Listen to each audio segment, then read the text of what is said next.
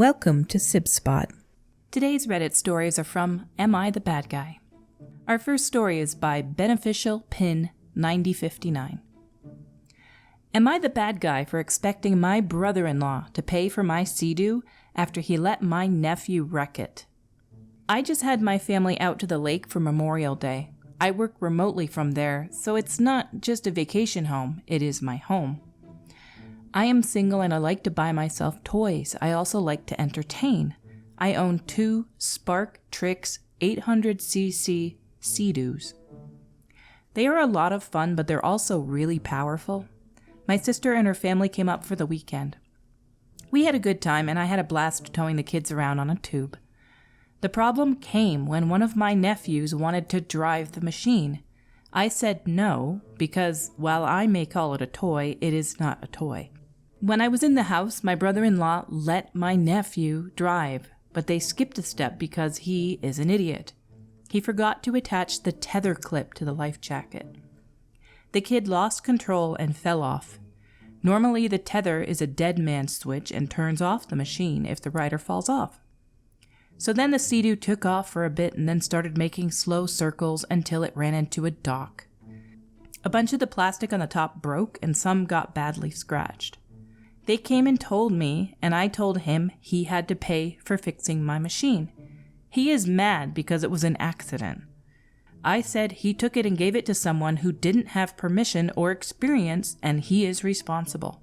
My sister and I talked, and she paid me for the parts I will need to fix. My brother-in-law's angry because it came out of their fun budget, and now he has to save up again for their vacation. Am I the bad guy? For the record, my nephew wasn't hurt. He was just scared because he fell off and almost got run over by it. No, you're not the bad guy. It sounds like their fun budget is going to be paying for the right thing here. Their son had his fun, and now they're paying the consequences. You're not the bad guy. They should pay for it. They should be good enough to pay for it on their own without you having to say something, though. Our next story is by Ill Championship 8173. Am I the bad guy for recording my uncle's drink request? My uncle thinks it's funny to get me to run back and forth between the pool and the kitchen getting him drinks. He will say he wants a Coke, then claim he asked for a beer, then ask where his Coke is. He usually blames it on us darn millennials always being on our phones and not paying attention. For whatever reason, my parents don't tell him to F off. It started getting old a long time ago, and I usually dealt with it by making myself scarce when he's over. He was visiting over Memorial Day, and he caught me. He asked for a Coke, so I brought him a Coke. Then he said he asked for a beer. So I pulled out my phone and played the audio I had recorded of him asking for a Coke. Like most of us darn millennials, I was on my phone when he asked, and I knew what was coming, so I recorded his request. He asked me for a beer because that's what he really wanted, so I told him I would be happy to get him a beer after he finished his drink because unlike his boomer generation, I don't waste stuff for the fun of it. He got huffy because he said he was just joking around. The next time he asked me for a drink, my phone was in my pocket, so I pulled it out and said I didn't remember what he asked for, could he please repeat himself? He said he would just get his own drinks.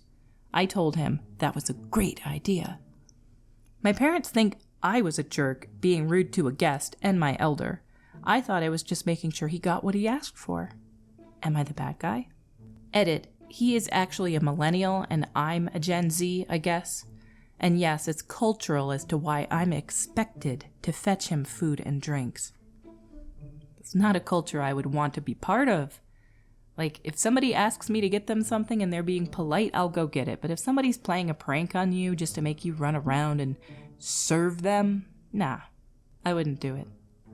And no, you're not wrong for recording him. He can be mad about it, your parents can be mad about it, tough. You're just protecting yourself. 2 of the best comments are down below. The first one is by SN Chills. Not the bad guy. Good on you. Your uncle is the bad guy. That joke might have been cute once, but over and over again is bullying. Let him keep getting his own drinks. You are not his server. And below that, there's a highlighted comment by Rafestel. I don't think gaslighting someone is ever cute, even when they're 10. Our next story is by Mystic Eyes 2991. Am I the bad guy for firing my sister/babysitter after she ignored my rules and turned my child against me? My ex-boyfriend left me and our 4 kids ages 11, 8, 6, and 3 around Christmas last year, which put me in a terrible financial position. My sister and her husband, Katrin and Ian, worked out a plan to babysit my kids for part of the week for a few weeks so I could work extra hours and get back on my feet. They would keep the kids Monday through Friday, and I would have them on the weekends. The kids enjoyed it, and they got to play with my sister's kids, 9 and 7, so we kept the arrangement going. This weekend, everything hit the fan. My only rule was that my sister and her husband were not to take my kids to their church because I don't know what goes on there. Well, on Friday, my kids asked if they could stay the weekend with my sister, and she and her husband were okay with it because they were going to a family field day. I said it was fine. When I got them back on Saturday, I was helping my kids unpack, and my 11-year-old had a card he supposedly made at his field day event. He was supposed to draw his family, and he drew Katrin and Ian with himself and his siblings, followed by Katrin and Ian's kids. I wasn't on the picture.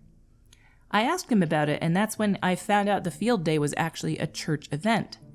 I called my sister. Her excuses were that it was sponsored by the church, but it was not at the church or even considered a church event, which I don't believe. I also asked her about the picture, and she said she saw it but didn't talk to my kid about it. I told her how hurt I was because she and Ian are okay with me being replaced in my son's mind. I hung up, and a while later sent her the following message. Your services will no longer be needed. I'm enrolling the kids in daycare. Thanks for everything. She asked if we could talk again, and I said maybe later. I told our other sister, who lives abroad and therefore is no help, and she said I'm being a jerk, and said I need to talk to Katrin, but I disagree. Am I the bad guy? Normally I kind of shy away from taking the church's side on things, but this is a family field day. They didn't take them to church. They took them to a family field day that was sponsored by the church. You have to specify if you're going to be crabby about it.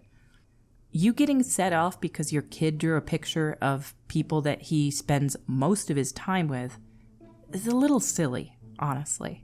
Like, they're not trying to steal him. You can take him away, that's fine, but he loves them and spends most of his time with them, and that's okay. Yes, I would say you're a little bit the bad guy in this, honestly. Our next story is by Some Error Message. Am I the bad guy for telling my sister I would say I told you so if she gets cancer? I, 27 female, really enjoy motocross, and although I'm an amateur, I spent a lot of my time and money on it. My sister, 31 female, has always kind of despised the sport. She's always saying that it's dangerous and that I shouldn't be doing it because I'll get hurt. 3 weeks ago, I fell on a jump and broke my ankle and shattered my knee. It's still unsure what kind of recovery I'll make, and I was, and still kind of am, mentally in a bad place as well. Like I said, I really love drifting around on my motorcycle, and I would be devastated if I can never do it again. When my sister came to visit me at the hospital, the first thing she said to me was, I told you this would happen.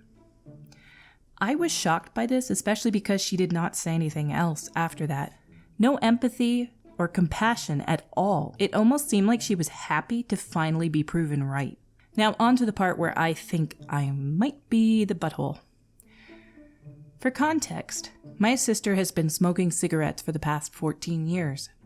I have never really said anything bad about it, except for when she asked about it or tried to convince me of the benefits of it. So when she said, I told you so, to me at the hospital, I replied with, nice response. I'll remember that for when you get lung cancer.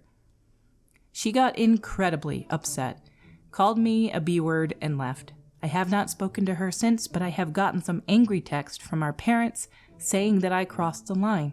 I don't stand behind what I said because I would never do that to her if she got lung cancer, but I meant it more as an example to show her how insensitive her comment was. Am I the bad guy? One of the top replies is from Crock of Pot. Your comment wasn't great, but I'm still going to go with not the bad guy. Pulling an I told you so on someone with an actual injury while they're lying in the hospital, fresh off the trauma, is worse than a remark in return about hypothetical illness.